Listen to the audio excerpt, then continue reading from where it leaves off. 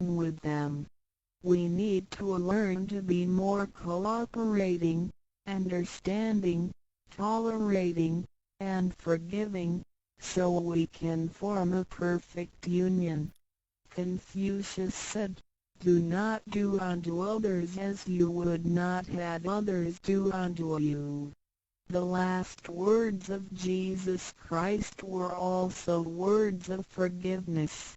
In order to form a perfect union with others, we have to be more understanding and forgiving.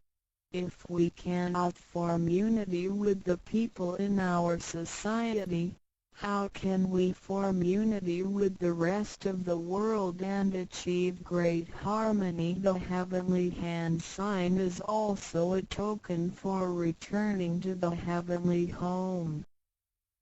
现在来探讨一下三宝的